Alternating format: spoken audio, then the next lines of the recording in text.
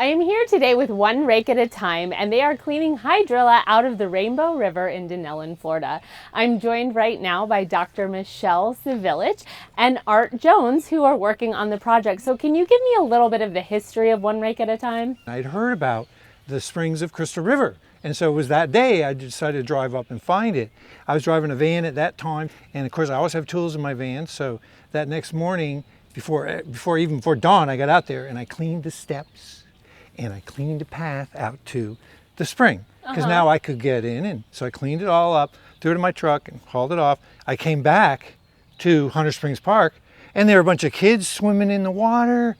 And you know, the lady I was talking to, she goes, yeah, she says, I don't know what happened.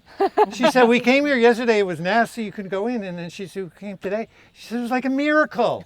Art happened. And so of course I wanted to do it again. Right, because you saw the immediate results and how it was helping people. Yeah. And Michelle, can you tell me why it's important to clean the hydrilla as opposed to put chemicals on it or just kind of cover up the problem? Yeah, so hydrilla is a really invasive plant. We're having a problem nationwide. It can outcompete all the native vegetation, and it can grow up to 1 inch a day in the summertime. Oh, wow. It can get 17 feet long and just smother all the native vegetation. And if we spray it, it kills the top of the plant, it falls to the bottom, it rots, it creates muck, and that bacteria, as it's decomposing, uses up all the oxygen, and that just further adds to smothering the plants that are there.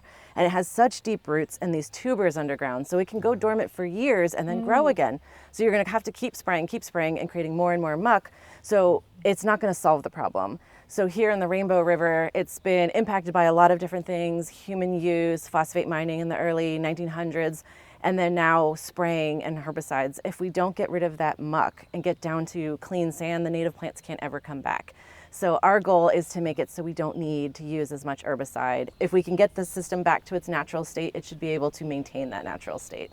And then what do you do with all of the hydrilla that you pull out of the river? Where does that go? So this is my favorite part. It is a natural fertilizer. So we work with farm inland and people that own property. Florida is a very sandy state. We have very poor soil quality for growing things, but by adding this natural fertilizer and all those organic nutrients back into the soil as an amendment inside the state where it can't run back into the river during a rainstorm, it's a win-win because it just recycles those nutrients. It gets them out of the water for good.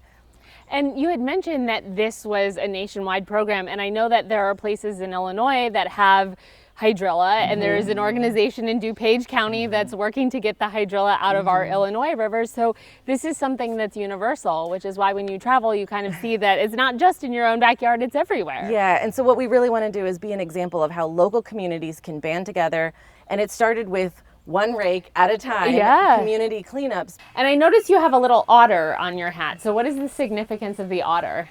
The otter is our mascot here on the Rainbow River. This is Artie the otter. Artie was a little otter that we rescued. We had found him when we were doing some cleanups, and he looked like he had a broken leg. And oh no. We brought him in and we wrapped him up and stuff. One day we were out there raking, and some other otters showed up, and he took off with them. But before he did, he used to grab, I made him a little rake, he used to grab a little rake and get into the hydrilla sometimes looking for crayfish. Oh, nice. So we used to claim that he's helping us clean up. That he's helping you clean. So we want to write that in a nice children's book to show that, hey, rescue, rehab, and release, along with cleaning the river and taking care of our environment, all the animals, loving the earth that we live in. And so our volunteers said, you need to make him the mascot. Yeah, it sounds like the little otter that could. Yeah, exactly. We do have families of otters that live on the river and visit, and we know their numbers are declining. Studies in other rivers have shown before restoration and after restoration, we see 73% increase in biodiversity. So not just number of animals, but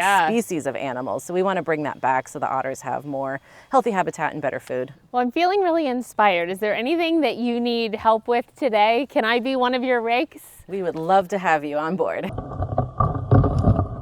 Are you Ted? Yeah. May I come aboard your barge? Yeah, sure, why not? All right, so they said that you might be able to use some help over here. Can you tell me a little bit about your connection to One Rake at a Time? Yeah, so I started with One Rake at a Time about 7 years ago, saw what Art was doing out at the Crystal River, and it was amazing. So I said I might as well see if I can be a part of this, and how could I help? Other than jumping in, I'm the muscle, so I help I usually, before I was standing on land and I was like, let me just pull all this stuff out. He had a bunch of groups like YMCA, Duke Energy, people like that. So they already had people in the water. They needed more help outside the water. So I was pulling it out. Now I'm jumping in. Years later, here we are. So. All right, and so what can I help you with today? Oh, you want to help me get some hydrilla out? Yeah, sure. All right, here. So why don't you go ahead and grab this. Okay. All right, lift it from this side right here. Okay. And then push it into the water as far as you can go above the water. And then you're going to pull back. Oh, I see. Okay. Then you're going to pull back to yourself as hard as you can. Use those muscles. There we go.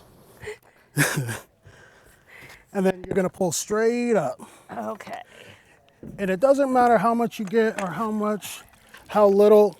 All that matters is you get it out. Here, you do one. Here, I'll Let's see show how you. much you can pull out. Here, let's see. Let's get a good pick. And you want to go maybe this way a little bit because the current's going that way. Oh, okay. So maybe pull. See, you know the secrets. Use I know a the little current trick to your or two. advantage. I know a little trick or two. So we're going to pull. And we're just going to pull straight up. Oh, wow, look at that. Oh, yeah.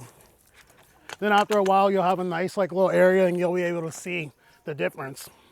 If you're interested in volunteering with One Rake at a Time, you can visit their website at onerakeatatime.org.